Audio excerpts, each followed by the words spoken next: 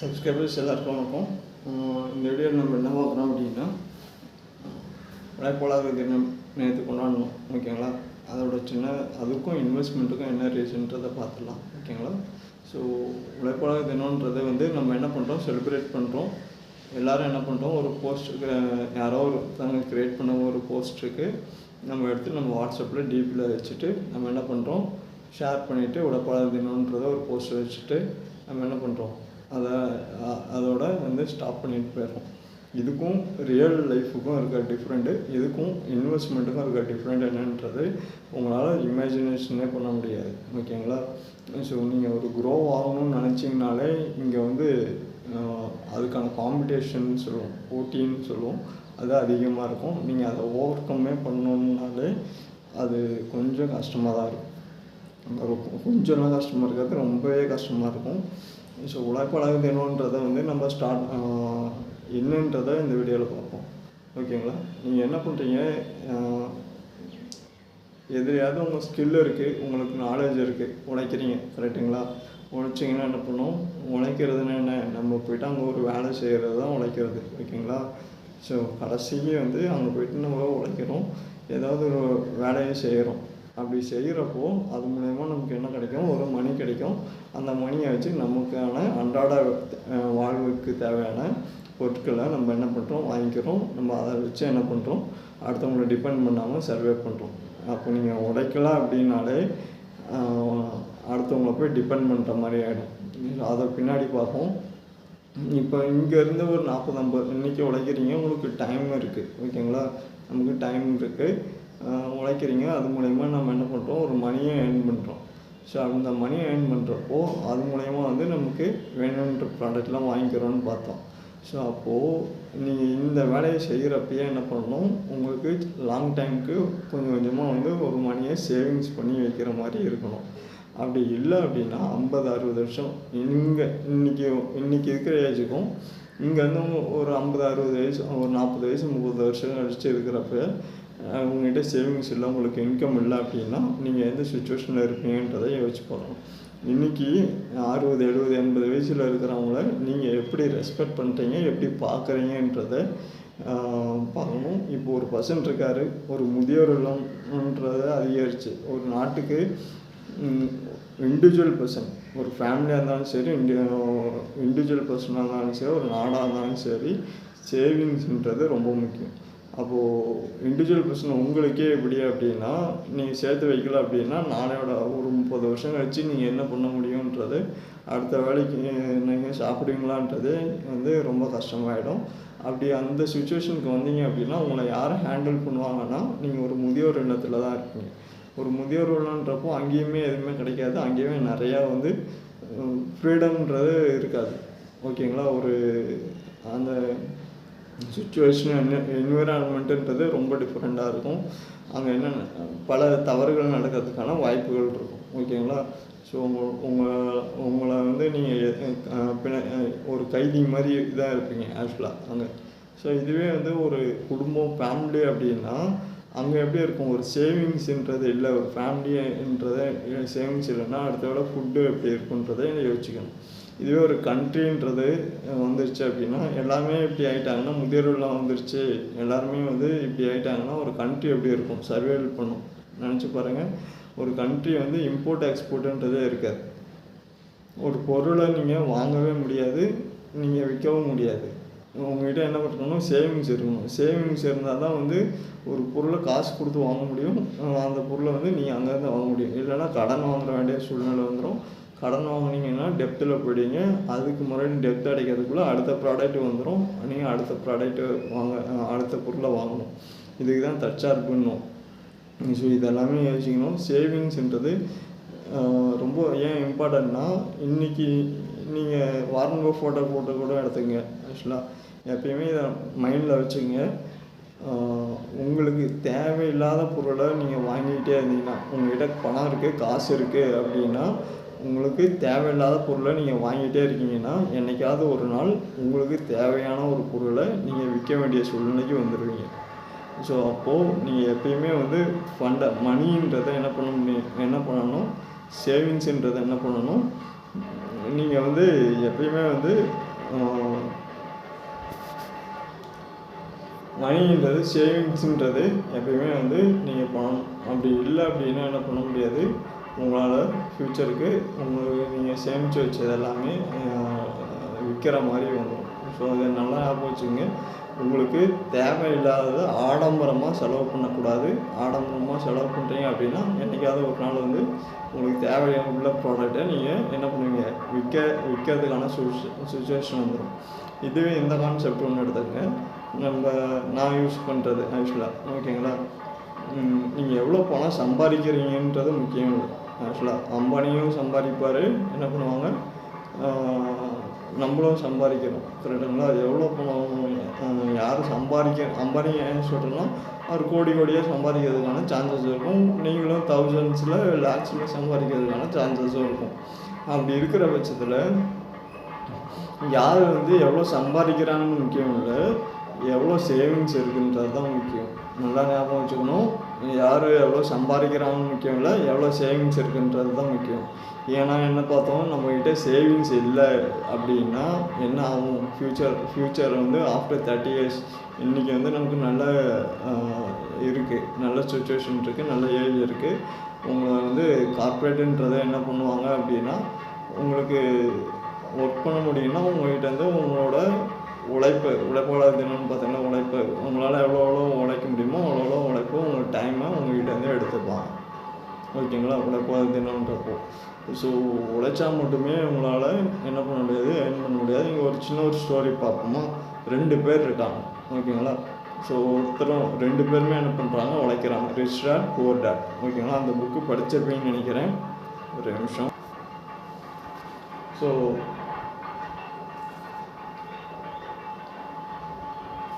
ஓகேங்களா, இந்த புக்கை படிச்சிருப்பீங்கன்னு நினைக்கிறேன். ஆக்சுவலாக ரிச் டாட் புவர் டாட்ன்ற புக்கை படிச்சிருப்பீங்கன்னு நினைக்கிறேன்.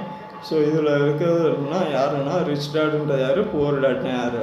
ஆக்சுவலாக ஒருத்தர் பணக்காரர், ஒருத்தர் ஏழை, ஓகேங்களா. 2 பேர். அப்போது 2 பேருமே வந்து இந்த உழைப்பாளர் தினம்னு பார்க்குறோம்ல, 2 பேருமே என்ன பண்ணியிருப்பாங்க, உழைச்சிருப்பாங்க, ஓகேங்களா. யாருமே உழைக்காமலாம் நீங்கள் எந்த ஃபீல்டாக இருந்தாலும் என்ன பண்ண முடியாது, உழைக்காமல் ₹1 கூட உங்களால் ஏர்ன் பண்ண முடியாது, ஓகேங்களா.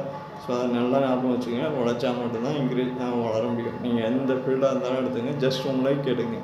நீங்கள் ஏர்ன் பண்ணணுன்னா உழைக்காமல் பண்ண முடியுமானா, திருடுனா கூட என்ன பண்ணணும், நீங்கள் அதுக்கான எஃபெக்டாக போட்டு தான் ஆகணும், ஓகேங்களா. அதுக்கும் நீங்கள் உழைச்சி தான் ஆகணும். ஒருத்தனை ஏமாற்றணும், மாட்டிக்காமல் பண்ணணும், இவ்வளோ ஒர்க் இருக்குது ஆக்சுவலாக, ஓகேங்களா. ஸோ அதையும் நீங்கள் என்ன பண்ணணும், கன்சல்ட் பண்ணணும். ஸோ இங்கே போய்ட்டு நீங்கள் என்ன பண்ணுங்கள், ஒருத்தர் வந்து என்ன பண்ணுறாரு, வேலை செய்கிறப்ப என்ன பண்ணுறாரு, கொஞ்சம் கொஞ்சமாக என்ன பண்ணுறாரு, சேவிங்ஸ் பண்ணிகிட்டே வர்றாரு. அவரோட பணத்தை எடுத்து எதுலையாவது வந்து முதலீடு பண்ணிகிட்டே வர்றாரு. இன்னொருத்தர் வந்து உழைக்கிறாரு, சாப்பிட்றாரு, சேவிங்ஸுன்றது இல்லை அவருக்கு. அப்படின்ற பட்சத்தில் நீங்கள் இன்றைக்கி வந்து நீங்கள் ட்ராவல் பண்ணுற இடத்துல ஜஸ்ட் பாருங்கள், ரியலாகவே நீங்கள் என்ன பண்ணலாம், ஃபீல் பண்ணலாம். ஸோ நீங்கள் எப்படி ஒரு 60-70 வயசு வந்துட்டாலே அந்த பர்சனை நீங்கள் எப்படி ட்ரீட் பண்ணுறீங்கன்றது இருக்குது. ஜஸ்ட்டு இப்போ இருக்க ஜென்சி கிட்ஸே என்ன பண்ணுவாங்க, உங்களை வந்து ஆன்ட்டின்ட்டுருவாங்க, இல்லைன்னா அங்கிள்ன்ட்டுருவாங்க ஜஸ்ட், ஓகேங்களா. ஸோ அந்த பசங்க வந்து அந்த இதில் இருக்காங்க. ஆக்சுவலாக ஜென்ஸின்றது வந்து அவங்களுக்குமே என்ன இருக்காது, நாலேஜ் இருக்காது. நாலேஜ் இல்லாமல் அவங்க என்ன பண்ணுவாங்க, கரெக்டாக கைட்லைன்ஸ் இல்லாமல் என்ன பண்ணுவாங்க.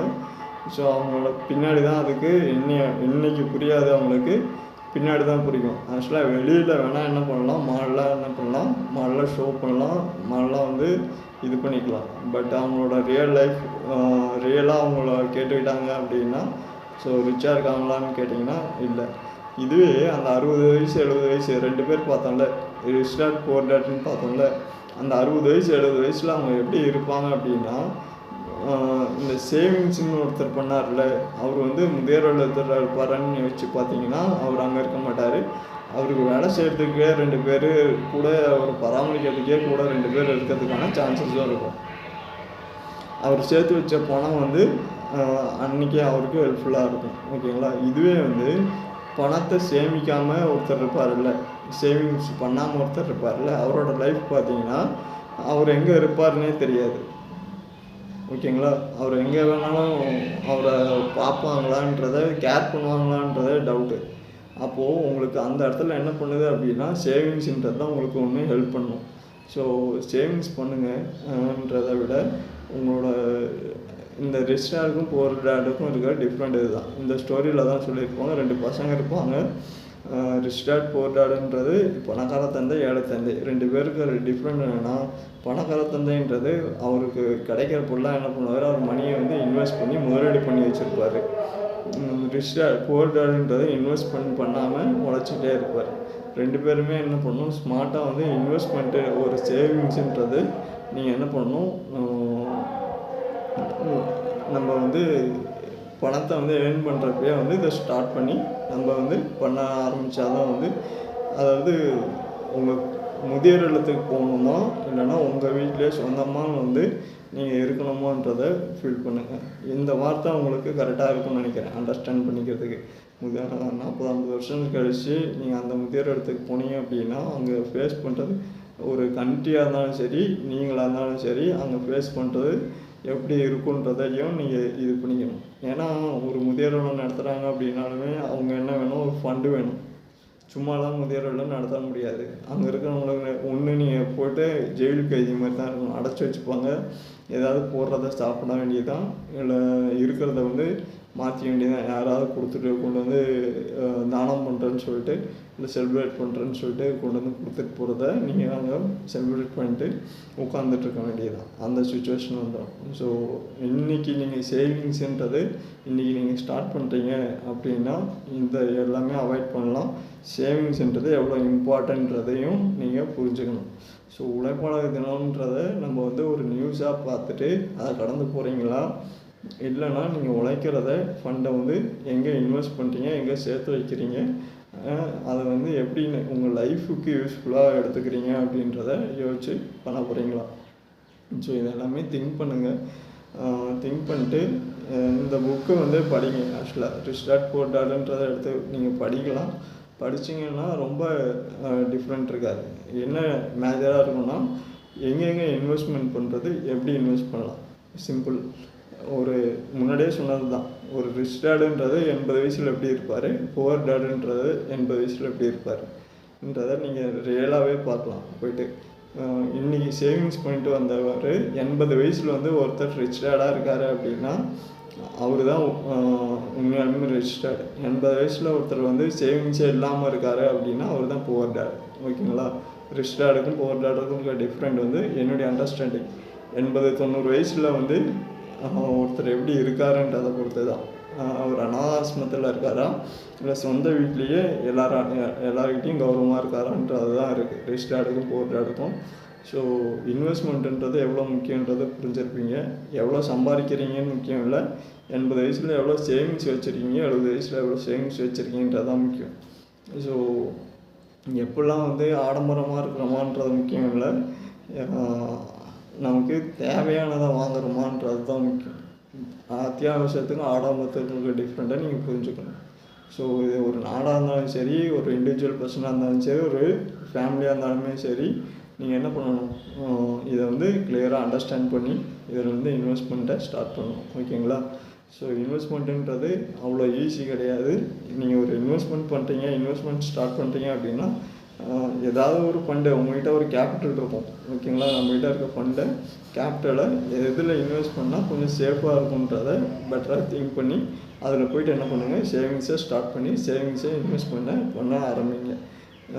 எப்பயுமே வந்து இன்வெஸ்ட்மெண்ட்டுன்றது சேவிங்ஸுன்றது ஒன்றும் இல்லை, இருக்கிற பணத்தை அப்படியே இருக்கிறதுக்கு பதில் எதுலையாவது முதலீடு பண்ணிங்கன்னா அது கொஞ்சம் வளரும்.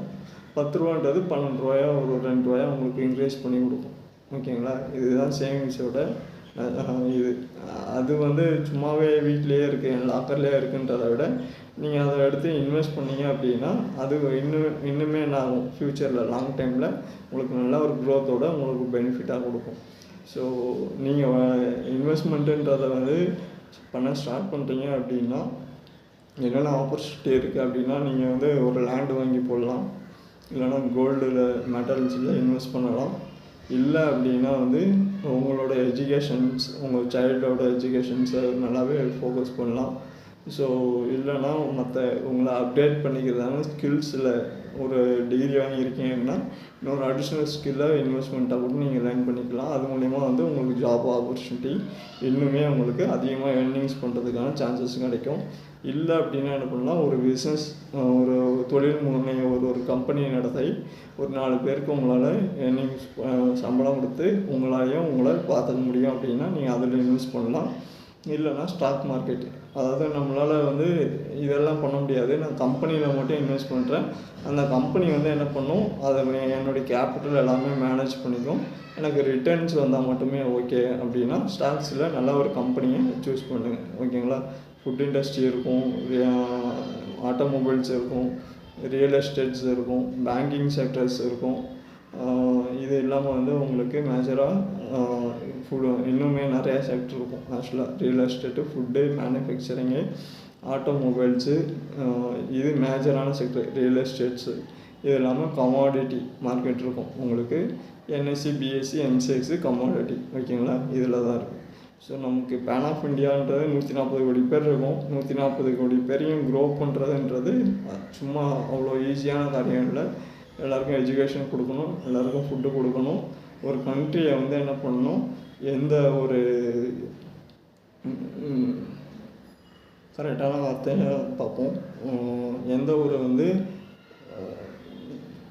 மெடிக்கல் எமர்ஜென்சியும் இல்லாமல் மெடிக்கல் இது வந்தாலுமே அதை சமாளிக்கிற நிலைமைக்கு நமக்கு நம்மளை தயார்படுத்தி வச்சுக்கணும். அப்படி அந்த மாதிரி சுச்சுவேஷன் வருது அப்படின்னா அங்கே என்ன பண்ண முடியும், துரிதமாக சேல் பண்ணாலும் நமக்கு அங்கே மணின்றது தேவைப்படும். அந்த மணின்றது சேவிங்ஸ்லேருந்து தான் பண்ண முடியும். ஒரு நாடு வந்து ஒரு பை பண்ணாலும் சரி, செல் பண்ணாலும் சரி, க்ரோ பண்ணாலும் சரி, சேவிங்ஸ்ன்றது ரொம்ப இம்பார்ட்டன்ட். ஸோ தொழிலாளர்கள்ன்றது, உழைப்பாளர் தினம்ன்றது எவ்வளோ முக்கியன்றது எல்லோரும் புரிஞ்சிருப்போம். ஸோ எல்லாருமே உழைச்சா தான் வந்து நம்மளில் எல்லாருமே ஒரு நாடாக இருந்தாலும் சரி, உலகமாக இருந்தாலும் சரி, கரெக்டாக முன்னேற முடியும். ஓகேங்களா. எல்லாருக்குமே மீண்டும் ஒரு உழைப்பாளர் தின நல்வாழ்த்துக்கள். நேற்றையே இந்த வீடியோ மேக் பண்ணியிருக்கணும். சரி, ஷார்ட்டாக போஸ்ட் மட்டும் நானுமே போட்டேன். நான் போட்ட போஸ்ட்டுமே யாரோ ஒருத்தவங்க க்ரியேட் பண்ணுறது தான். ஜஸ்ட் டைமுக்கு அதை காப்பி பண்ணி சேவ் பண்ணி இதை நான் இது பண்ணியிருக்கேன் ஆக்சுவலாக. ஸோ என்னென்னா, உழைப்புன்றது இன்னொருத்தவங்க யாராவது உழைச்சா தான் உங்களுக்கு அதை யூஸ் பண்ணி நீங்கள் வந்து ஏதாவது மற்றவங்களுக்கு யூஸ்ஃபுல்லாக இருக்கும். ஸோ இங்கே வந்து இது ஒரு ரொட்டேஷன் மாதிரி தான். ஓகேங்களா. ஸோ உழைப்பாளர் தினம்ன்றது எவ்வளோ முக்கியன்றது புரியும்னு நினைக்கிறேன். சும்மா வந்து ஒரு லைக்ஸோ ஒரு போஸ்ட்டோ வந்து போட்டுட்டு நம்ம அதை ஸ்கிப் பண்ணி போகிறது இல்லை. ஓகேங்களா. அண்டர்ஸ்டாண்ட் பண்ணியிருப்பீங்கன்னு நினைக்கிறேன். எதுவாக இருந்தாலுமே சேவிங்ஸுன்றது, உழைப்பாளர் தினம்ன்றது ஏதோ ஒரு வேலையை செய்யுங்க, அது மூலிமா வர மணியை சேவிங்ஸ் பண்ணுங்கள். ஃப்யூச்சருக்கு வந்து ஒரு வளர்ந்த நாடுன்றது எப்படி இருக்கும், ஒரு செடி இன்றைக்கி ஒரு குட்டி செடியாக இருக்குது, அது மரமாகி காய் காய்க்கணுன்னா அது ஒவ்வொரு டைமும் வந்து அதுக்கான இன்வெஸ்ட்மெண்ட்ன்றது நம்ம பண்ணிகிட்டே வந்திருப்போம். ஓகேங்களா. ஸோ பண்ணால் தான் அது வந்து பெருசாக இருந்துச்சுன்னா உங்களுக்கு நல்ல ஒரு ரிட்டர்ன்ஸும் கொடுக்கும். ஓகேங்களா. ஸோ இதை ஞாபகம் வச்சுங்க. ஞாபகம் வச்சுட்டு இன்வெஸ்ட்மெண்ட்டை ஸ்டார்ட் பண்ணுங்கள். இன்வெஸ்ட்மெண்ட் பண்ணுறீங்க அப்படின்னா என்ன பண்ணுங்கள், ரஃபாக போய்ட்டு நீங்களாகவே ட்ரை பண்ணாதீங்க. இன்வெஸ்ட்மெண்ட்டில் எக்கனாமிக்ன்றதை ஹை ரிஸ்க்கு. ஓகேங்களா. ஒரு கைட்லைன்ஸ் வச்சுங்க, ஒரு அட்வைசரை வச்சுங்க. உங்களுக்கு இன்வெஸ்ட்மெண்ட் ஓரியன்டாக வந்து யார் வந்து கரெக்டாக கைட் பண்ணுறாங்களோ, இல்லைன்னா அதை பற்றி ஒரு நாலேஜ், ஒரு எஜுகேஷன் ஸ்கில்லை வளர்த்துக்கிட்டு போயிட்டு அதில் இன்வெஸ்ட்மெண்ட் ஸ்டார்ட் பண்ணுங்கள். இல்லை அப்படின்னா உங்களுக்கு இன்வெஸ்ட்மெண்ட் ஓரியன்டாக, ஸ்டாக் மார்க்கெட் ஓரியன்டாக, எனக்கு பிஸ்னஸ் ஓரியன்டாக ஏதாவது டவுட் இருக்குது, ஏதாவது வேணும் அப்படின்னா என்ன பண்ணுங்கள், நம்மகிட்ட கமெண்ட் பாக்ஸில் மெயில் ஐடி இருக்குது, கமெண்ட் பாக்ஸ் இருக்குது, போயிட்டு மெயில் இல்லை கமெண்ட் பாக்ஸில் கேளுங்க. எனக்கு ஸ்டாக் மார்க்கெட்டில் இன்வெஸ்ட் பண்ணணும் அப்படின்னா எனக்கு வந்து ஸ்டாக் மார்க்கெட்டில் ஒரு 7 இயர்ஸ் எக்ஸ்பீரியன்ஸ் இருக்குது உங்களுக்கு. ஓகேங்களா. ஸோ என்னுடைய எக்ஸ்பீரியன்ஸை நான் உங்களுக்கு வேஸ்ட்டாக எவ்வளோ கைட் பண்ண முடியுமோ அவ்வளோ நான் உங்களுக்கு கைட் பண்ணி நல்ல ஒரு பொட்டென்ஷியலாக உங்களுக்கு ஒரு நல்ல ரிட்டர்ன்ஸை நான் ஏர்ன் பண்ண ஹெல்ப் பண்ணுறேன். மெயில் ஐடிக்கு கான்டாக்ட் பண்ணுங்கள், இல்லைனா கமெண்ட் பாக்ஸில் கேளுங்க. வீடியோ பிடிச்சிருந்தா மறக்காமல் என்ன பண்ணுங்கள், நம்ம வீடியோஸ் எல்லாம் பாருங்கள். பார்த்துட்டு நம்ம வீடியோஸ் பிடிச்சிருக்கா அப்படின்னா மட்டும் என்ன பண்ணுங்கள், நீங்கள் ஃபஸ்ட்டு பார்த்துட்டு உங்கள் எக்ஸ்பீரியன்ஸை எடுத்துகிட்டு மற்றவங்களுக்கு அடுத்தது உங்கள் ஃப்ரெண்ட்ஸ் அண்ட் ஃபேமிலிஸுக்கு, உங்கள் நெய்பர்ஸுக்கு ஷேர் பண்ணுங்கள். ஓகேங்களா. மறக்காமல் அப்படியே வந்து வீடியோ பார்த்துட்டு பிடிச்சிருக்குன்னா ஒரு லைக் பட்டனையும் ஒரு கமெண்ட்டையும் போட்டு அப்படியே வந்து என்ன பண்ணுங்கள், நம்ம சேனலை சப்ஸ்கிரைப் பண்ணிக்கங்க. பெல் பட்டன் இருக்கும். பெல் பட்டனில் போய்ட்டு ஆல்னு கொடுத்துட்டிங்கன்னா நம்ம சேனலில் எப்போல்லாம் வீடியோ அப்லோட் பண்ணுறோமோ அப்போல்லாம் உங்களுக்கு நோட்டிஃபிகேஷன் வந்துடும். அடுத்த வீடியோவில் பார்ப்போம். நன்றி, வணக்கம்.